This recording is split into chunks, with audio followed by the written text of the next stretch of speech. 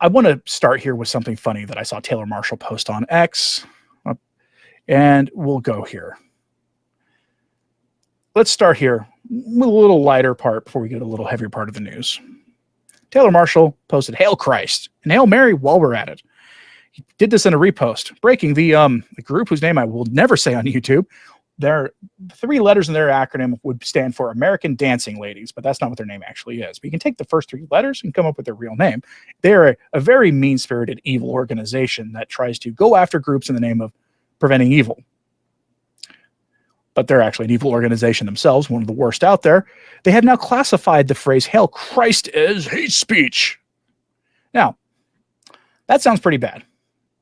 There's a community note here. Now, this is not a public note. Only people on Twitter, or X, as it's called now, have the ability to see community notes before they're public and to rate them.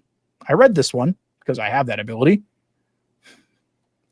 This is how some people are trying to defend them. The American Dancing Ladies did not classify the phrase Hail Christ as hate speech. Instead, they classified 8-3, the numeric code for Hail Christ, as hate speech, given its origins in evil organizations. Okay. So in other words, they classified the phrase as an evil phrase. This is what some people, certain groups think of you, ladies and gentlemen.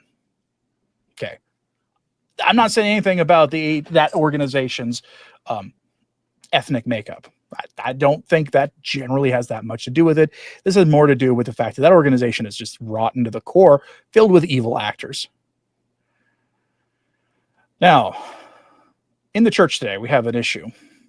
There are numerous factions within the church. The audience of this channel tend to be traditionalist Catholics and very conservative, ordinary form, Novus Ordo going Catholics who aren't traditionalists but are traditionally minded. I like the phrase traditionally minded. Well, the one phrase I try to avoid ever using now is the term trad, because there are bad actors in the traditionalist world and that they usually grab onto that term, and I don't want to be associated necessarily with that. But there are traditionalists and traditionally minded conservative Catholics who, what they all have in common, we may disagree on some things about the liturgy and other things, but what we want in common is the Catholic faith, the same faith as our ancestors. There are other factions in the church as well. Call them progressives, modernists, whatever you want. The term modernist is a problem because people tend to just use that as a fill-in-the-blank term to replace the term like leftist with, knowing that using secular political labels doesn't work when talking about church issues so well. But the problem is modernists aren't just on the political left. You actually have some conservative actors who are modernists as well. It goes back to understanding the heresy of modernism to understand how that can happen. But the two factions are, you get the traditionalists and the conservative, traditionally minded Catholics on one side, then you got the James Martins and the German bishops and the Supiches and all the rest, the Francises on the other side.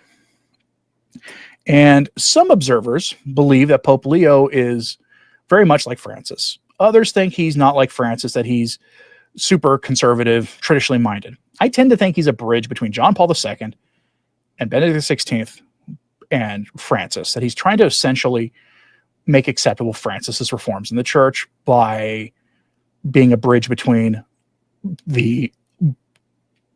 what would be considered the more orthodox post-conciliar popes and Francis. That's my take. I'm not a big fan of Leo. I've never hidden that. I don't think he's anything like Francis in that regard. But I do know people who are very well connected to Peru, who have been doing a little digging, and they are claiming there's a lot of people out there trying to get people's attention that he is actually not that different than Francis. We will find out in due time. But for now, it looks like that Leo has a strategy he's doing to try to hold everything together, because one thing Francis did predict was that he would be the pope that lead the church into schism, and he wasn't right about that, but he was almost right, because people in the church are now at each other's throats. And the strategy appears to be to give symbolic appointments to those who opposed Francis. We saw this first with Cardinal Sarah, and now we see this with a new one.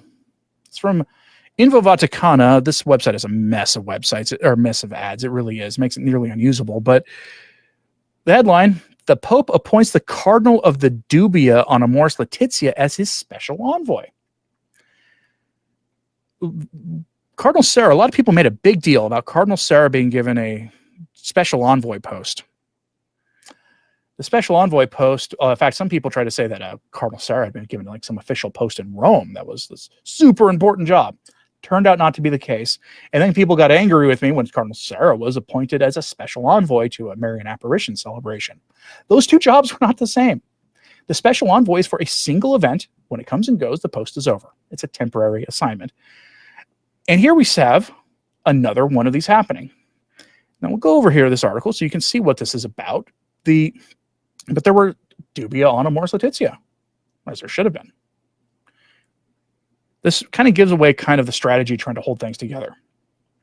From the article quote, Pope Leo XIV has appointed Czech Cardinal Dominik Duka, Archbishop Emeritus of Prague, as special envoy for the commemorative events for the centenary of the Diocese of Gdansk. Apologies for my pronunciation. I can barely speak English as it is, let alone Polish. Duka, 82, a Dominican and former president of the Czech Bishops' Conference, is known for his steadfast faith under the communist regime, which even led to his imprisonment. On the doctrinal level, he returned to the international scene in 2023 when he presented a dubia on the exhortation of Amoris Laetitia.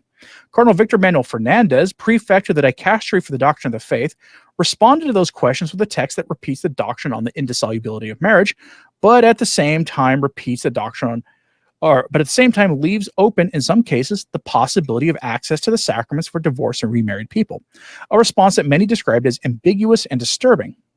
Leo XIV's new assignment does not represent a government position or change in his status within the College of Cardinals, but it does have a certain symbolic value. During the previous pontificate, Duka was not given any prominent missions following those dubia, and now he's entrusted with representing the Holy See at a significant celebration for the Polish Church. In Poland, where the Church holds a strong historical and social influence, Duka's election as papal delegate underscores the importance of the centenary and consolidates Rome's closeness to the region. And that, I believe, gives you some insight into what's happening. You're going to see figures that have been on the outs, to a degree on the outs, not officially canceled, but brought back into the fold in some way, in an informal way, like this. It's a one-and-done appointment, but it does signal that the cardinal's in good standing. Cardinal Sarah had one of these. And so I'm sure certain commentators have already made a gigantic deal out of this story until something happens with the next story. This is just a meeting, but you might see something happen. Headline from the Catholic Herald. Cardinal Burke received an audience by Pope Leo XIV, published August 22nd. Now, this is not the first time Cardinal Burke has been met in audience by the Pope. The most straightforward, non-hopium-filled reading of this is, well, Cardinal Burke is one of the most important cardinals in the Church, even if he doesn't have an important official post at the time. He gives addresses, he's paid attention to and scrutinized much more so than almost anybody else, at least in the United States, a country deeply important in the Church these days. And so it would be natural for him to be able to get an audience with the Pope. Beyond that, we don't know what they talked about. Nothing has been said at the time that this is initially being recorded. This could also be a sign that Burke is being welcomed back into the fold because he was clearly on the outs under Francis. An attempt at a sort of a fig leaf, an olive branch of peace, a peace offering to that faction that Burke tends to represent. Moderate, traditionally minded Catholics. And I say moderate and conservative, traditionally minded Catholics, because actual harder line traditionalists don't care much for Cardinal Burke, because there's a lot of words, but not a lot of action. And Exhibit A is the promise for a follow-up to the dubia. You remember that? I've said this recently, and I'll say it again. Frank Walker at Canon 212 is a counter on his front page of his website. The number of days since Cardinal Burke issued the dubia to Pope Francis. It is in the thousands of days now. Something like 5,000 days or something, some ridiculous number. And that's important because Cardinal Burke said if he never got a response, he would issue a follow-up dubia, and that has never happened. He'd issue a fraternal correction. Never happened. Now, perhaps that's the substance of the meeting with Leo, and he's trying with a new pope a diplomatic approach. Others have posited that he's trying to get the Pope to lighten the reins on the Latin Mass. Notice this is all a lot of speculation. We have no idea what's going on here. And the thing is, you know who else has no idea what's going on here? It's not just, whatever Catholic podcaster you're watching at any given time who's got strong opinions about things. It's the author of this Catholic Herald piece. From the article, quote, His Eminence, Cardinal Raymond Leo Burke, was warmly received in private audience by Pope Leo XIV at the Vatican this morning, 22nd of August, 2025. The Holy See Press Office confirmed that among the dignitaries granted a private audience today was Cardinal Burke. Although no details of the conversation have been made public, the meeting is widely regarded as highly significant. For Catholics devoted to the traditional Latin Mass, Cardinal Burke being welcomed into the Pope's presence will be seen as a hopeful sign.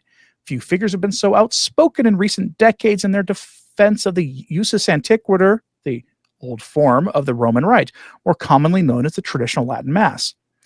It goes into Summorum Pontificum and Traditionis Custodes, and how he's one of the strongest critics of this.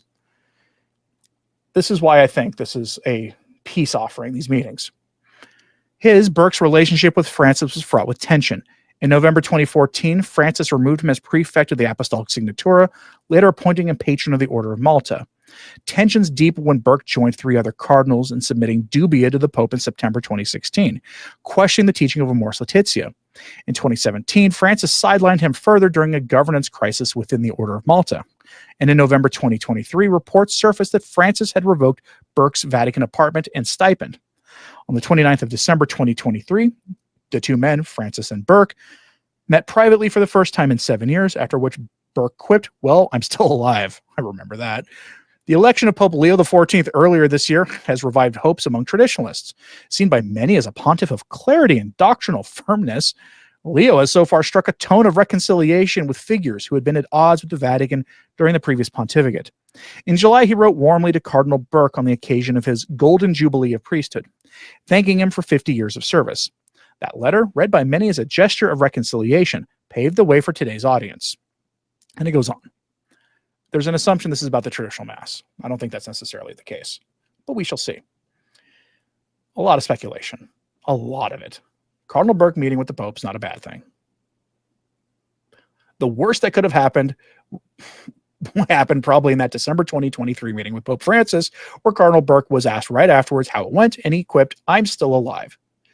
No meeting with the Pope probably could be worse than that, since Burke hasn't done anything to earn any kind of threat of excommunication.